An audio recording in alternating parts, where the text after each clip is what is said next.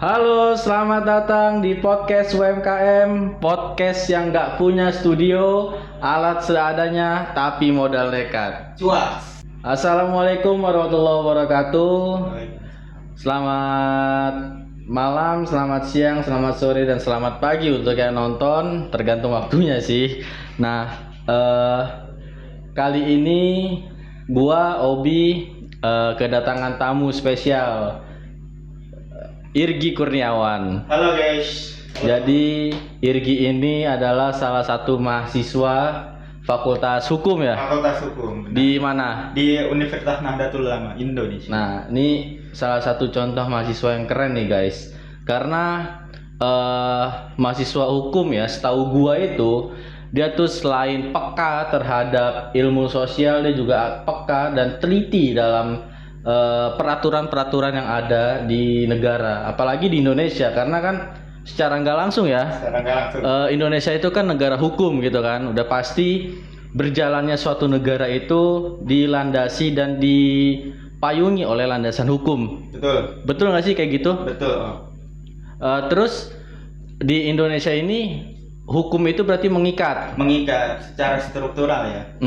Iya, oke. Tapi ada batas lain jika hukum itu tidak mengikat secara struktural, yaitu ada hukum adat. Hukum adat itu di mana hukum bermula dari awal kebiasaan yang dibuat dari suatu kebiasaan masyarakat terdahulu. Itu disebut hukum adat. Oke. Berarti hukum adat ini negara itu tidak punya kuasa penuh terhadap hukum adat. Iya. Berarti hukum adat ini ada dari adat itu sendiri ya, dan jenis hukuman yang diberikan atas pelanggaran yang terjadi itu sesuai dengan ketentuan adat yang ada. Ketentuan adat yang berlaku. Oke, jadi gitu. Sedikit sefruit informasi tentang hukum yang ada di Indonesia dan berlaku di Indonesia. Nah, Gi, dengar kemarin itu sempat menjadi pemantik di salah satu diskusi mahasiswa hukum ya? Ya, diskusi pojok hukum. Pojok hukum itu program dari prodi hukum apa gimana tuh? Kalau diskusi pojok hukum ini sebenarnya itu program yang direncanakan atau dibuat dari program studi ilmu hukum sendiri. Jadi yang nanti benefitnya akan dimanfaatkan oleh mahasiswa hukum itu sendiri. Oh, berarti ini salah satu wadah bagi mahasiswa hukum di Unusia ya? Unusia khususnya. Oke. Jadi itu yang jadi pemantik itu mahasiswa atau ada dosen atau ada pegiat dari luar kampus yang bisa jadi narasumber atau gimana? Kalau yang menjadi pemantik itu umum, asalkan beliau memahami suatu konsep hukum itu sendiri. Misalkan yang kemarin ada Mas Jul mengenai tentang dasar-dasar hukum. Nah, di situ dibahas tuh apa aja sih yang menjadi dasar-dasar hukum, kenapa hukum itu berlaku di Indonesia. Nah, yang kedua kan gua ya membahas tentang materi agraria nih. Nah, agraria, sejarah perkembangan agraria mulai dari masa kolonial hingga masa reformasi. Nah, ini ada hal yang menarik nih, kita bicara soal agraria. Sebenarnya sih nyambung dari pembahasan kita di awal tadi soal hukum yang ada di Indonesia gitu kan. Hukum agraria tuh kan adalah suatu kedaulatan atas hak tanah gitu yang dimiliki oleh masyarakat di suatu negara gitu kan. Nah, menurut Irgi, menurut Logi, pandangan lo terhadap hukum agraria yang ada di Indonesia itu dari dulu sampai sekarang tuh bagaimana? Menurut pandangan gue ya, kalau kita tarik titik benang dari sejarahnya, itu masa-masa agraria tuh sangat rumit dari dulu sampai sekarang. Berarti gini, sorry. Berarti proses dalam pembentukan hukum atau proses hukum yang ada pada hukum agraria ini panjang ya prosesnya ya? Sangat panjang. Bahkan hukum agraria itu diselesaikan secara private atau memang ada public dikasih melalui BPN setempat. Namun jika diselesaikan secara private itu lebih akan teratur, begitu. Oh, maksudnya private tuh gimana tuh? Private itu secara nggak diketahui banyak orang. Jadi misalkan ada dua orang yang berselisih, nah dua orang itu harus menyelesaikan secara kekeluargaan. Nah di tengah-tengahnya itu kita kasih mediator. Oh, berarti kompromi ya? Kompromi. Kompromi. Oke. Jadi itu salah satu cara untuk mengatasi suatu problematika yang ada ya Di, terhadap hukum tanah agraria gitu ya. Indonesia. Nah, terus ada nggak sih perbedaan-perbedaan dari hukum agraria yang berlaku di Indonesia tuh dari tadi disebutin zaman kolonial, ya mungkin reformasi ada atau sampai sekarang gitu gimana tuh? Oke, kita tarik dari masa kolonial dulu ya. Heeh. Yang pertama masa penjajahan Belanda, di mana pada waktu itu pada tahun 1808 sampai 1811 masa pemerintahan Jenderal Herman William Dendels, guys, di mana beliau menerapkan sistem tanah eigendom. Nah, ada yang tahu kan nih sistem tanah eigendom itu apa? Ini pasti masih belum familiar lah ya. Belum familiar, Belum familiar tuh, Nah, coba jelasin. Kalau sistem tanah eigendom itu kita mempunyai hak, tetapi kita harus membayar hak tersebut kepada si penguasa. Jadi Jenderal Herman William Dendels ini menerapkan sistem tersebut agar kekuatan militernya dan juga kekuatan pemerintahannya bisa meningkat. Oh, gitu. Berarti berarti udah dari zaman dulu ada yang namanya umpeti ya. Upeti udah ada. Kita bayar restoran gitu ke atasan gitu kan. Biar kerjaan lancar itu bayar restoran gitu kan. Ya berarti udah dari zaman dulu tuh ada tuh bayar restoran tuh kan. Berarti kita bayar restoran tuh nggak cuma ke tukang parkir ya. Dulu Dendels pun pernah menerapkan metode yang begitu gitu kan. Menerapkan restoran dari pekerja-pekerjanya gitu kan. Nah, terus ada nggak sih perubahan setelah masa agraria Dendels dulu, kolonial dulu? Kalau perubahan sih sedikit lebih berkembang, cuman belum lebih signifikan ya, sedikit lebih berkembang. Yang pertama pada masa Jenderal Herman Willem Dendels, yang kedua Thomas Stanford Raffles, nah yang ketiga pada Orde Baru maupun pasca reformasi. Nah, ketika sistem pemerintahan berganti yang pada pasca Belanda itu, di mana Thomas Stanford Raffles itu tidak menerapkan sistem eigendom lagi. Beliau menerapkan sistem yang lebih manusiawi, yaitu sistem reformasi agraria land form. Nah, sistem reformasi agraria land form ini di mana rakyat dan pemerintah harus membagi dua dari hasil atau dari pengelolaan tanah tersebut. Berarti 50-50. 50-50. Okay. Nah, kan kalau Jenderal Herman Willem Dendels itu menerapkan sistem eigendom 100% harus dibayar. Berarti itu kerja Rodi itu. Seenggaknya ada perubahan lebih adil lah ya. Lebih adil. Nah, terus habis masa itu gimana lagi? Masa itu kita berlanjut kepada Orde Baru. Nah, di sistem Orde Baru inilah baru terjadi penguasaan tanah kembali lagi 100% untuk milik pemerintah. Nah, dulu sebelum sistem Orde Baru ini diluncurkan, nah pada masa pemerintahan Soekarno ini tanah harus dimiliki atau untuk rakyat, di mana tanah kepada pemerintah itu hanya sedikit. Namun ketika pemerintahan Soekarno mengalami keguncangan politik yang disebut dengan krisis moneter, nah akhirnya pemerintahan Orde Baru lah yang mengambil alih tersebut, di mana dalam pemerintahan Orde Baru itu ketika tanah sudah dikuasai 100% oleh pemerintah, mengakibatkan swasembada pangan. Oh, berarti dari proses yang tadinya ada kemajuan terhadap kemanusiaan, balik lagi ke masa Dendels gitu kan.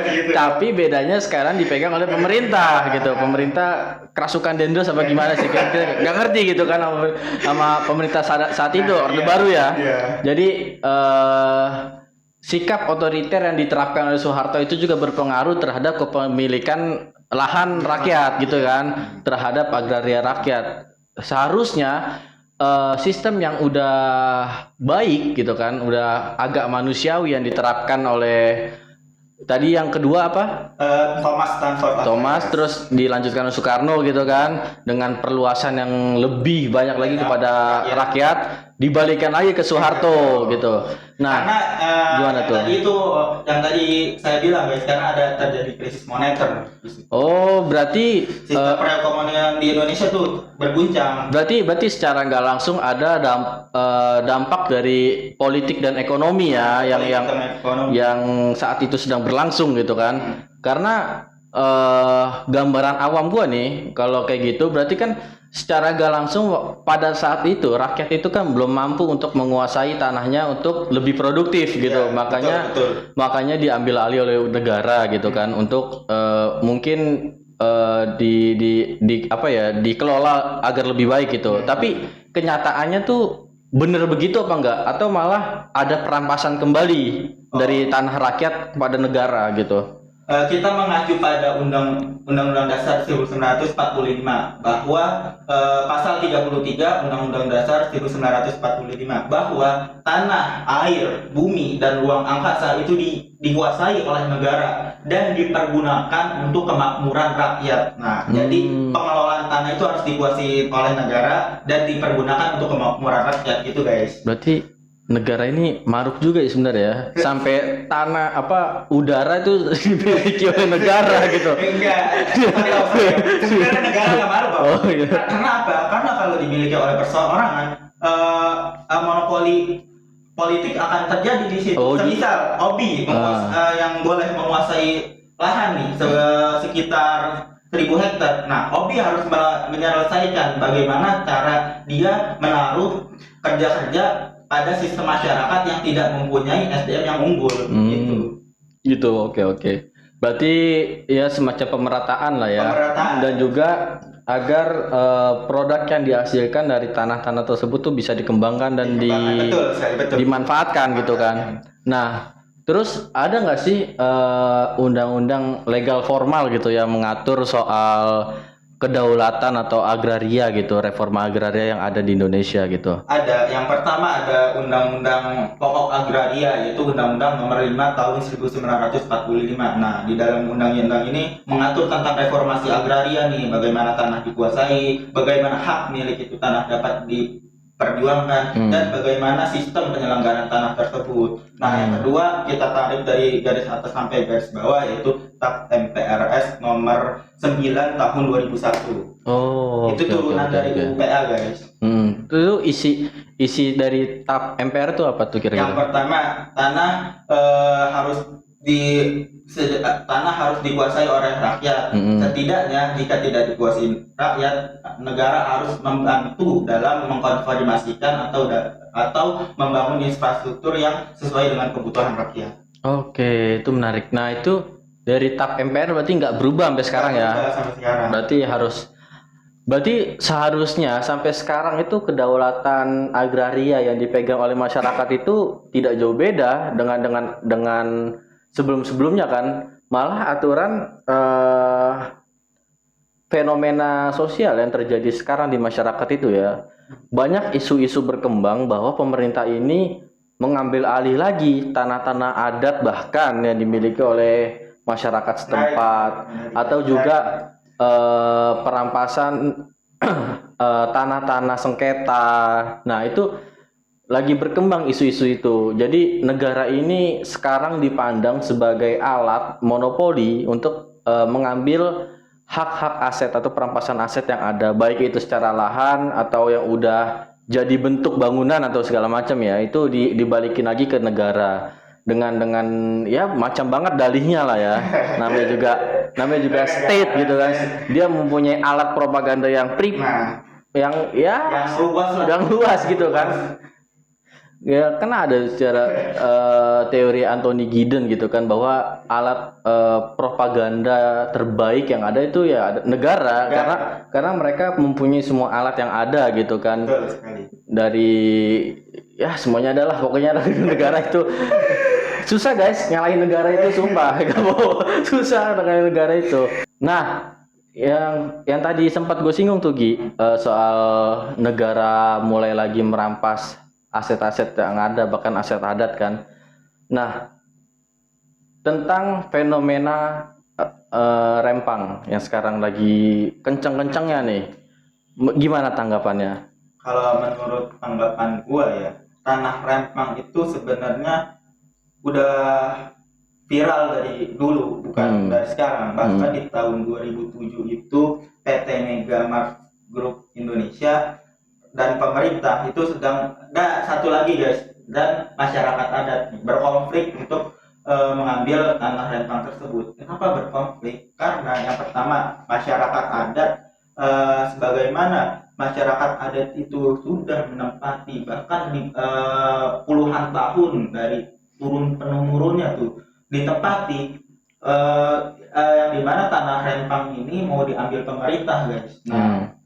Kembali lagi ke dalam dasar Undang-Undang Pokok Agraria Nomor 5 Tahun 1960 bahwasanya tanah, bumi, air, dan angkasa itu dikuasai oleh negara dan dipergunakan untuk kemakmuran rakyat. Nah, sebenarnya negara ini mengambil tanah Rempang tersebut dan dijadikan bangunan untuk mensejahterakan rakyat masyarakat adat tersebut. Nah, tanah yang dalam Rempang itu disebut tanah ulayat. Kalau yang belum tahu nih tanah ulayat itu apa sih? Kan ada yang ngegamblang ya, abstrak ya. Nah, tanah ulayat ini adalah tanah yang dimiliki masyarakat adat sejak zaman dahulu gitu guys. Nah, kembali lagi ke permasalahan yang tadi.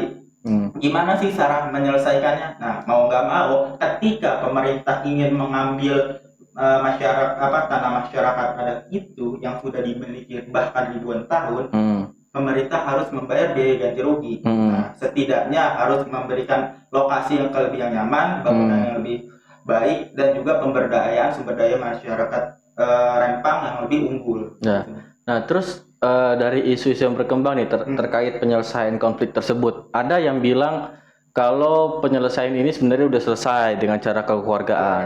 Tapi ada juga yang bilang bahwa konflik ini tuh masih terus terjadi bahkan sampai sekarang gitu. Nah, itu sebenarnya untuk menanggapi isu tersebut atau ada kabar apa yang bisa Irgi sampaikan terhadap kasus ini? Coba tahu kita punya point of view yang berbeda gitu kan? Oh iya, gitu. Kalau sudut pandang gua ya sebagai masyarakat biasa ya, gua tetap akan memberikan peluang bagi negara untuk memilih tanah gua. Karena apa? Karena udah jelas dong yang tertera di Undang-Undang Pokok Agraria itu. Nah, ketika gua nggak mau, negara juga mempunyai hak legalitas. Di mana hak legalitas itu negara bisa mendapatkan tanah gua, yang dimana kemudian untuk mengelola secara lebih baik gitu guys. Jadi kalau ketika masyarakat Rempang itu menyerahkan tanahnya kepada negara, nah negara juga harus ada timbal baliknya nih dengan mengganti rugi kepada tanah yang direbut tersebut. Oke. Berarti gini, ada hal menarik yang bisa kita simpulkan pada obrolan santai kita ini. Siap. Segala hal pokok tentang agraria sesuai dengan ketentuan undang-undang yang ada itu harus ada garis bawah untuk kemakmuran rakyat. Nah, itu sudah seharusnya dan sudah sepatutnya itu menjadi tanggung jawab kita untuk mengawasi kinerja pemerintah dalam penguasaan tanah juga mempertanggungjawabkan ketentuan hukum negara yang sudah ada gitu loh. Betul. Mungkin ada nggak closing statement untuk mengakhiri video gitu? Oke, closing statement dari gua sebagai rakyat negara adalah ketika kita berpacuan dengan tanah, ya monggo lah kita selesaikan dengan baik-baik. Nah, toh negara juga ingin mengatur untuk kesejahteraan masyarakat. Nah, dan ketika negara tidak bisa diajak kompromi, barulah kita mengacu kepada Undang-Undang Pokok Agraria Nomor 5 Tahun 1960 itu, di mana kesejahteraan rakyat harus benar-benar diperjuangkan oleh negara. Oke, thank you Gi. Seru banget nih guys. Sebenarnya kalau gue ngobrol lebih lama 1 jam 2 jam ya masih sanggup. Mungkin nanti lah di video-video selanjutnya ya kita akan bahas soal topik-topik lain lah ya. Jadi gitu guys.